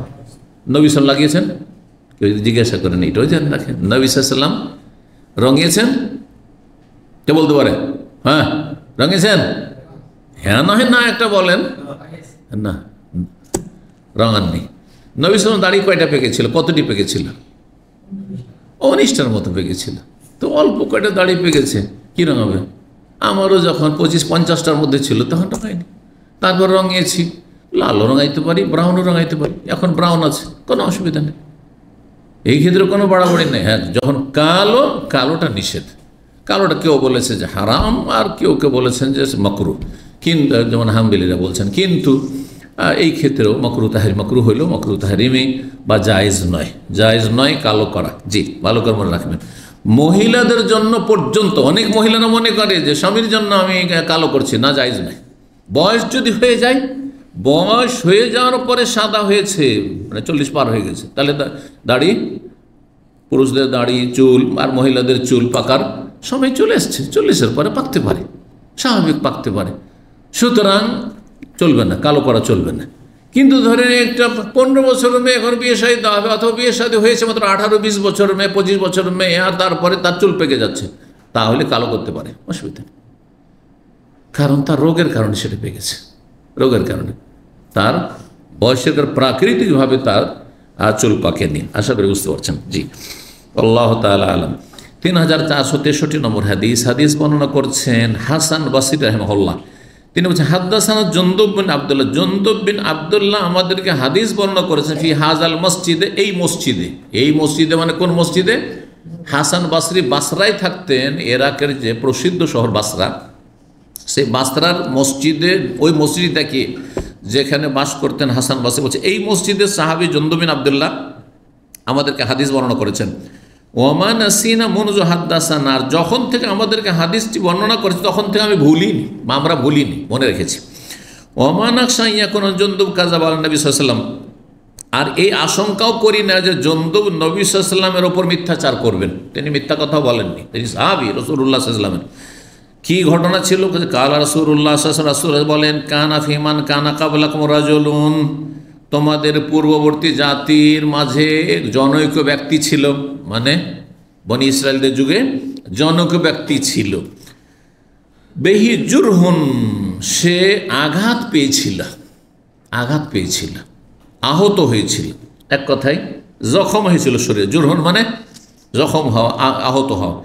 ফা জাজিয়া, তখন সেই ব্যক্তি যন্ত্রণায় কাতর হয়ে পড়ল, এত বেদনা ব্যথা যে বরদাস্ত করতে পারছে না, একবারে কাতর হয়ে পড়ল। ফা খাজা সিকিনান, আর বাঁচবো না, অনেকে এরকম করে, মারাত্মক রোগের কারণে প্রচণ্ড পেটের ব্যথা, এক সময় তো চিকিৎসা হইতো না, আর চেক আপও হইতো না, গ্রামে গঞ্জে মধ্যে পেটের কামড়, শুনেছেন এই রোগগুলোর কথা? পেটের কামড়, আসলে অ্যাপেন্ডিক্স হয়েছে, কোনো চেকচাক নাই, আর এমন ব্যথার ব্যথা, অ্যাপেন্ডিক্স ব্যথা উঠে গেলে, আল্লাহ, যার অ্যাপেন্ডিক্স হয়েছে সেই ব্যক্তি বলবে যে কি যে ব্যথা, আল্লাহু আকবার। তখন বলতো যে পেটের কামড়ে অমুক মারা গেছে, তারপরে অ্যাপেন্ডিক্স ফেটে গেছে, মারা গেছে, এলাজ হয়নি, চিকিৎসা হয়নি, অপারেশন হয়নি। আজকাল আমরা বুঝতে পারছি বিষয়গুলো, ব্যাপারটা কি আসলে, এরকম আরও কিছু হইতে পারে। তো এ কি করলো, যখন যন্ত্রণায় কাতর হয়ে গেল, ফা খাজা সিকিনান, সে আর বরদাস্ত করতে পারলো না, তখন একটা ছুরি নিল হাতে, ফাহাজ্জা বিহা ইয়াদাহু, তারপরে সে আত্মহত্যা করার জন্য তার হাতগুলিকে কেটে ফেলল, হাতকে কেটে ফেলল। হাতকে কাটার কারণে এমন রক্তক্ষরণ শুরু হয়ে গেল যে রক্তগুলি শরীর থেকে বেরিয়ে গিয়ে সে মারা গেল, আত্মহত্যা করলো এক কথায়। ফামা রাকা দম হাত্তা মাতা, সেই ব্যক্তির আর রক্ত বন্ধ হইল না, রাকা মানে বন্ধ হওয়া, রক্ত বন্ধ হইল না, হাত্তা মাতা, এমনকি সে মারাই গেল, হ্যাঁ, তাতে সে মারা গেল সেই কারণে। আল্লাহ আজ্জা, তখন আল্লাহ বললেন ওই বান্দাকে, যখন তার রূহ হাজির হয়েছে আল্লাহর কাছে আসামির কাঠগড়ায়, তার পরকাল শুরু, মানুষ মারা যাওয়ার পরকাল শুরু। বাদারানি আবদি, আমার বান্দা বেনাফসিহি, বাদারানি আবদি বেনাফসিহি, আমার বান্দা নিজের জীবন নিয়ে তাড়াহুড়া করলো। আমি তো তাকে মারতে চাইনি, কিন্তু সে নিজেই তাড়াহুড়া করলো। আমার এখতিয়ার আপনার এখতিয়ার নাই যে আমি তাড়াতাড়ি চলে যাব। হ্যাঁ, এটি আল্লাহর আমানত। এক একটি অঙ্গ, ক্ষুদ্র থেকে ক্ষুদ্র অঙ্গ, এমনকি যে নখ আছে, নখ যতটা কাটার ততটা কাটবেন, তার বেশি কেটে যদি আপনি কষ্ট পান, এটা নাজায়েজ। বোঝা গেছে না? জি হ্যাঁ। তো আল্লাহ বলছেন তাকে বাদারানি, বা তার সম্পর্কে, এই বান্দা আমার কি করলো? অবাধ্য বান্দা, আল্লাহর বান্দা। আল্লাহর বান্দা মানে সৎ বান্দা নয়, অবাধ্য বান্দা কি করলো? সে নিজের জীবন নিয়ে তাড়াহুড়া করলো, সে নিজেই তাড়াতাড়ি করলো। হারাম তো আলিহিল জান্নাত, সুতরাং তার জন্য আমি জান্নাতকে হারাম করে দিলাম। তাহলে কি আত্মহত্যাকারী কাফের? হারাম করা মানে কি কোনোদিন জান্নাত যাবে না, এটা সবসময় এই অর্থ নেওয়া যাবে না। তাহলে আপনাকে একটি হাদিস দিয়ে জান্নাত হারাম মানে চিরতরে কাফের মতো হারাম না, যদি সে মুসলিম হয় আর তার আকিদা সহিহ। আকিদা সহিহ মানে সে বড় শিরক করে না, মাজার পূজারি নয়, সে নাস্তিকও না, হ্যাঁ, সে ইসলাম ভঙ্গকারী কোনো কাজ করে না, সে জাদুর সাথেও জড়িত না, এক কথায় বড় কুফরি, তার জীবনে বড় শিরক নেই, হ্যাঁ, আর 5 ওয়াক্ত নামাজ পড়ে। তারপরেও যে কোনো কষ্টের কারণে কষ্ট বরদাস্ত করতে, অনেকেই যন্ত্রণা বরদাস্ত করতে পারে না, অনেকেই আর্থিক সংকটের চাপ বরদাস্ত করতে পারে, এত ঋণের বোঝা হয়েছে নামাজি মানুষ, আর সবাই গলা টিপা ধরছে, তখন আত্মহত্যা করে নিল, যার তো আমাকে ধরতে পারবি না, কিন্তু আল্লাহ যে ধরবেন এই কথা তো মূর্খ বইলে গেল, হতভাগা সে। মানুষের কাছে ধরা খাওয়া অনেক ভালো ছিল, জাহান্নামে অন্তত যেত না।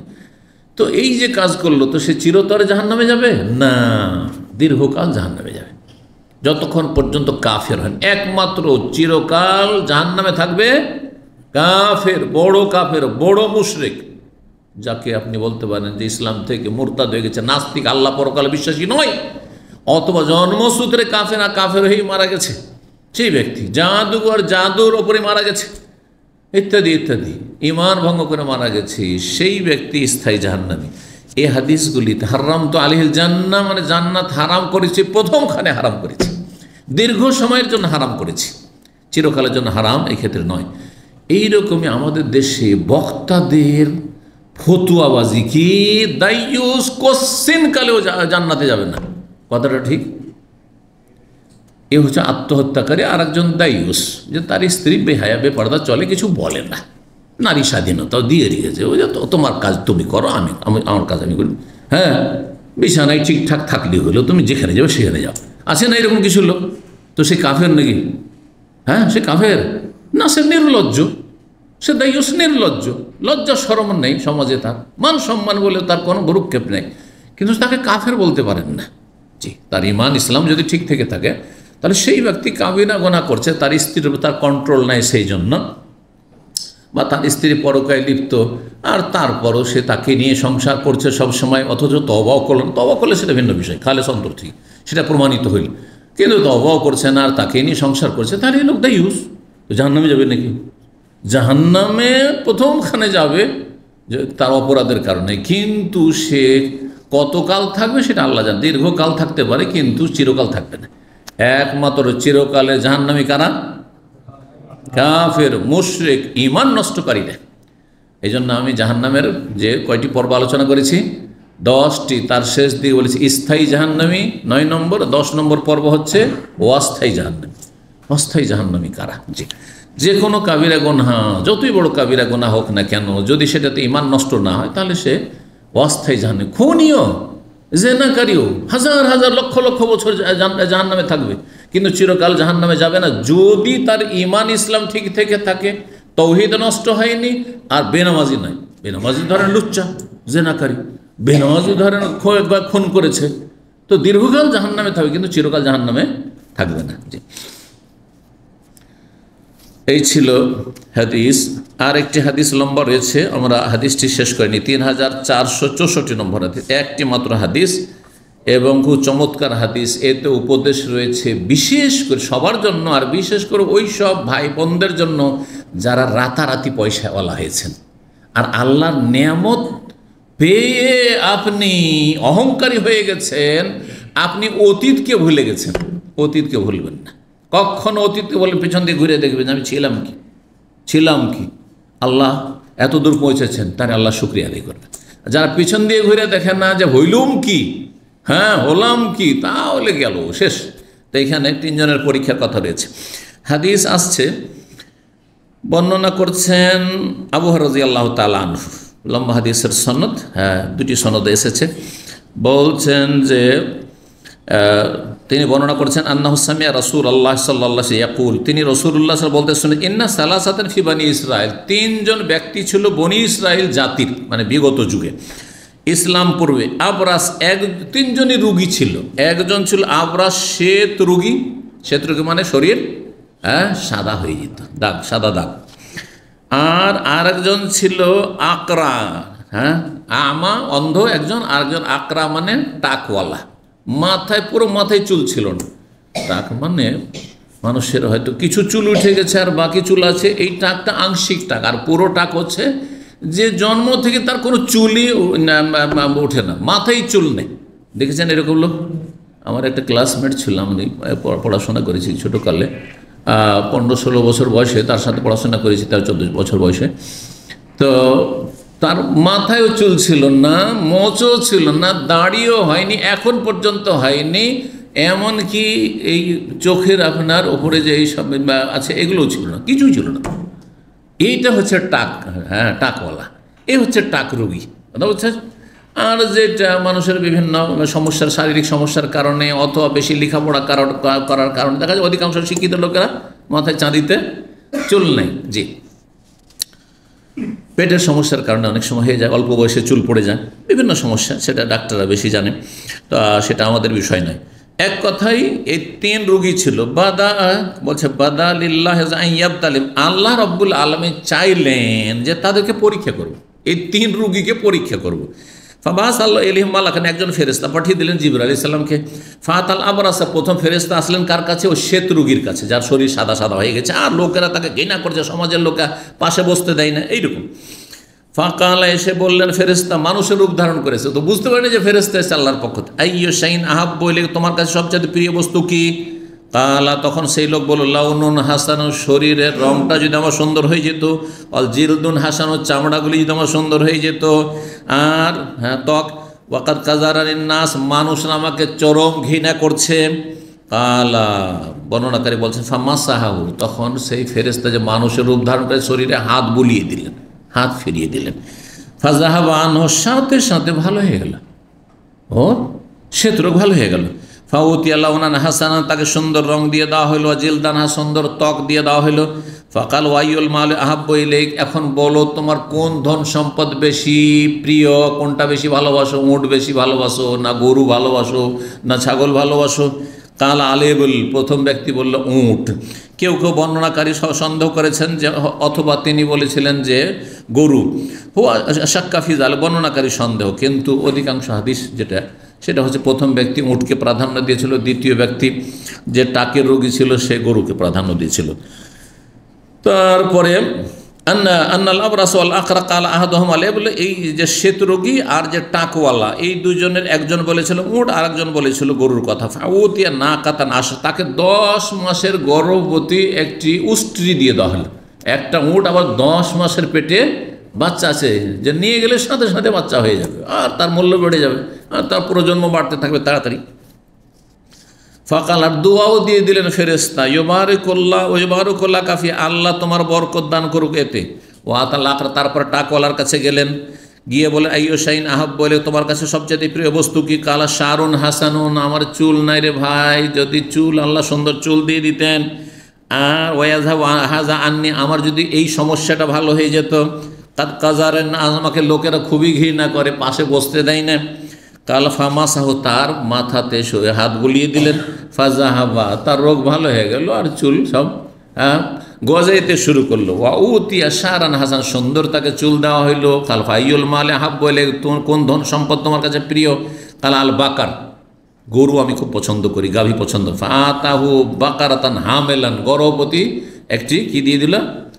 গাভীন, গাভী দিয়ে দেওয়া হইল। গাভীন বলেন তো আপনারা? হ্যাঁ, গাভীন বুঝেন? হ্যাঁ, তাহলে তো ঠিক আছে, গর্ভবতী। কালা ইউবারাকুলা কাফিহা, আল্লাহ যেন বরকত দেয় এতে। ওয়াতাল আমা, তারপরে সে অন্ধ ব্যক্তির কাছে গেল ফেরেশতা, মানুষের রূপ ধারণ করে। ফাকালা ইউশাইন আহাব, বলে তোমার কাছে কোন বস্তু বেশি প্রিয়? কাল ইয়ারুদ্দুল্লাহ এলিয়া বাসারি, আল্লাহ যদি আমার দৃষ্টিশক্তিটা ফিরিয়ে দিতেন, দুনিয়া দেখতে পাই না আমি, মানুষকেও দেখতে পাই না, আত্মীয় স্বজন কাউকে দেখতে পাই না আমি। ফাউসের বাহির নাস, মানুষজনকে আমি দেখতাম। কালা ফামা সাহ, তার চোখে হাত বুলিয়ে দিলেন সেই ফেরেশতা।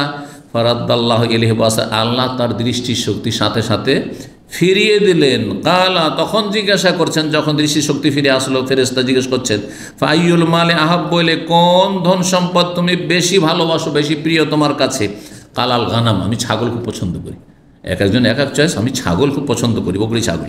ফাতাহ শাতান ওয়ালেন, তাকে একটি গর্ভবতী বকরি দিয়ে দিল। ফাউনতেজা হাজা নে ওয়াল্লাতা হাজা, এই যে তার একজনের ছিল উটনি, আর একজনের ছিল গাভী, আর একজনের ছিল বকরি, সবগুলি বাচ্চা দিল। আর এমন বাচ্চা দেওয়া শুরু করলো, আর এত বড়। ফাকানা লেহাজ ওয়াদি মিনাল এবলে, যে উঁটওয়ালা ছিল তার একটা বিশাল মাঠ ভর্তি উঁট হয়ে গেল, উঁটের পালে গোটা মাঠ ভর্তি হয়ে গেছে কিছুদিনের ব্যবধানে। ওয়ালি হাজা ওয়াদি মিনাল বাকার, আর এক লোকের একটি গরুর পাল হয়ে গেছে এক মাঠ ভর্তি। ওয়ালি হাজা ওয়াদি মিনাল গানাম, আর এই লোকের যে অন্ধ ছিল তার এক বিশাল মাঠ ভর্তি তার ছাগলের পাল হয়ে গেছে। সুম্মা ইন্নাহু আতাল আবরাস ফি সূরাতি হাইয়াতিহি, তারপরে ফেরেশতাকে আল্লাহ আবার পাঠা, যাও এখন পরীক্ষা করতে যাও, এতদিন তো দিয়ে পরীক্ষা করলাম, এখন এর হক আদায় করছে কি না হলে নেব, যে কেড়ে নেবো এই নিয়ামত। পাঠিয়ে দিলেন আল্লাহ রাব্বুল আলামিন সেই ফেরেশতা, ওই আগের রূপ ধারণ করে আসছেন, যেই রূপ ধারণ করে এসেছেন ওই রকমই মানুষের রূপ ধারণ করে এসেছেন। আসলেন, বলছে ফি সূরাতি ওয়া হাইয়াতিহি, সেই আপন রূপ ধারণ করে সেই শাকল সূরাত নিয়ে এসেছেন তিনি। ফাকালা রাজুলুন মিসকিন, এসে বলছেন যে বাবা আমি খুব গরিব মানুষ, মিসকিন। তাকাত্তাত বেহিল হেবালো আমা ফি সাফারি, আমার সফরের পাথেও সব শেষ হয়ে গেছে, যে সরঞ্জাম ছিল, যা খাদ্য ছিল, সম্বর সব শেষ হয়ে গেছে।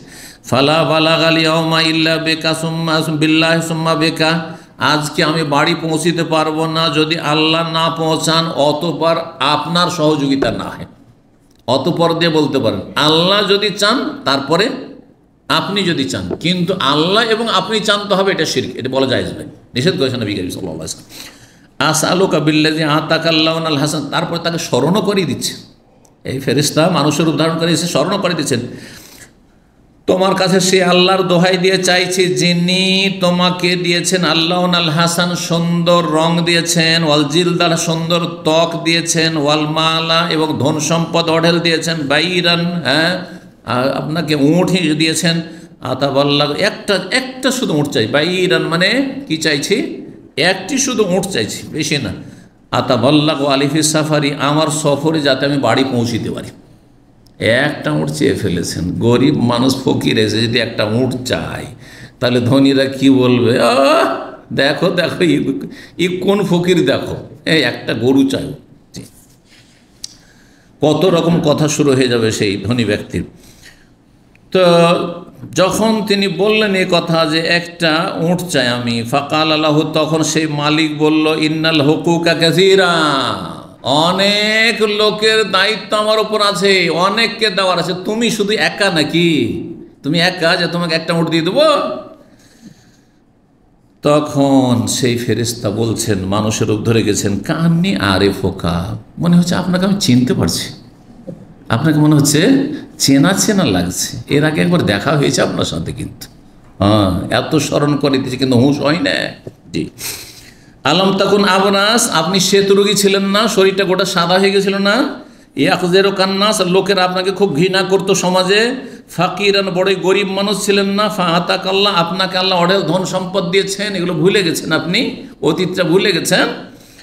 ফাকাল্লা, তখন সে মৃত্যু কি বলছে শুনে অহংকারী, বলছে লাকাদ ওয়ারিসতু লিকাবেরিন আন কাবেরিন, অন্য হাদিসে রয়েছে লাকাদ ওয়ারিসতু হাযা কাবেরান আন কাবেরিন, তো মৃত্যু আমার 14 পুরুষ থেকে পরম্পরায় ধন সম্পদ আমার চলে আসছে, আমার 14 গোষ্ঠী আমার সব কি ছিল, সব জমিদার ছিল, পয়সাওয়ালা ছিল, ধনী ছিল, কি বলছো তুমি?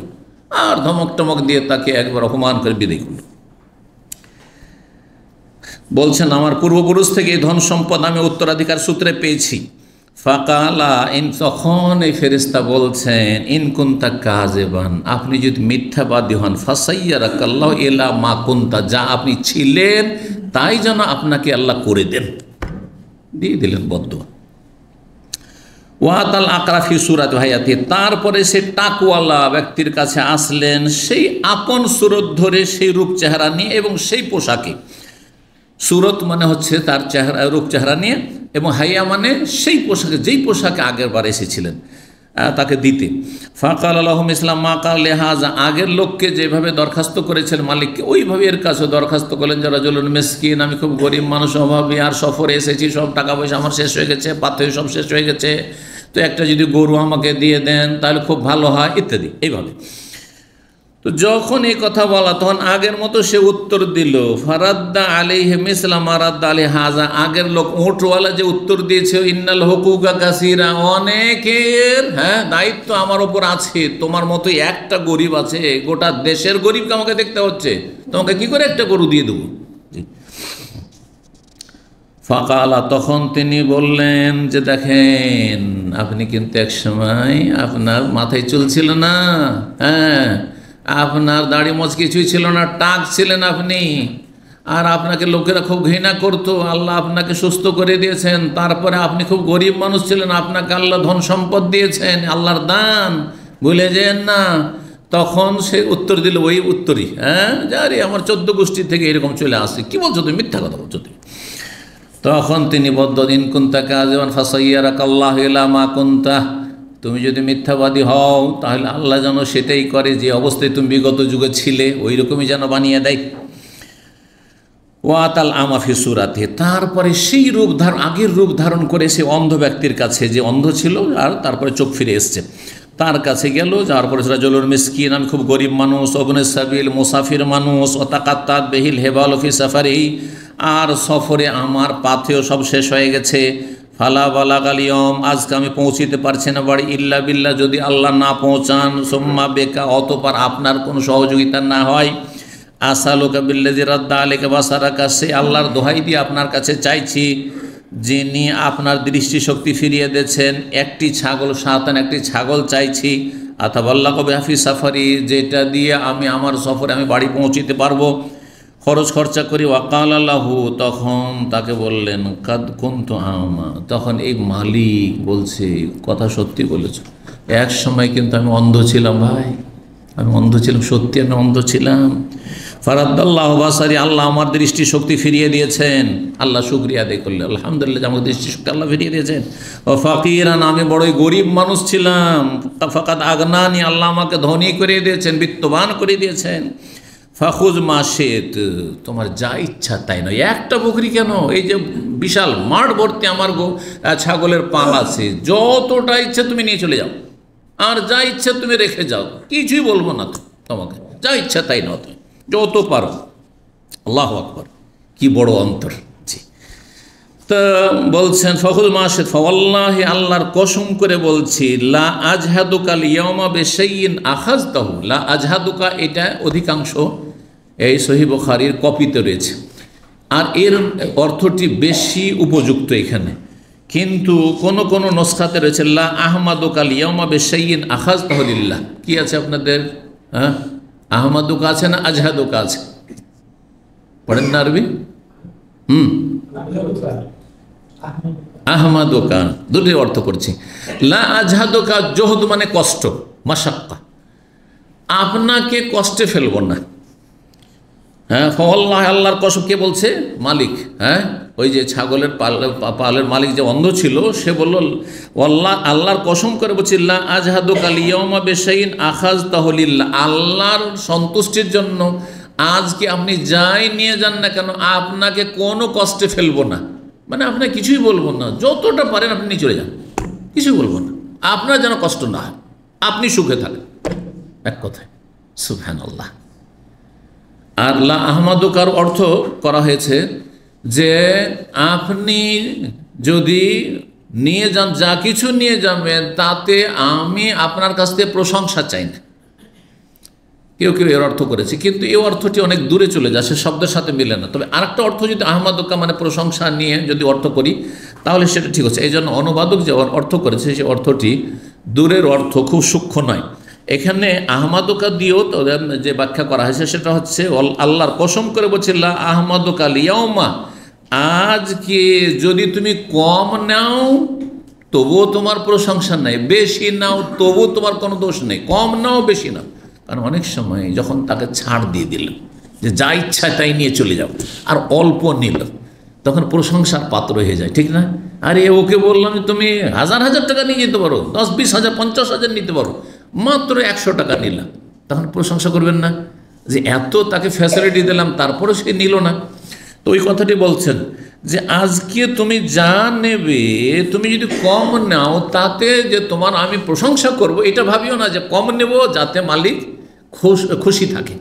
হ্যাঁ, মালিক যাতে করে খুশি থাকে। অনেক সময় মালিককে খুশি করার জন্য না দরকার নেই বলেন না তো ওইটা নয়, আপনি যা ইচ্ছা তাই নেন।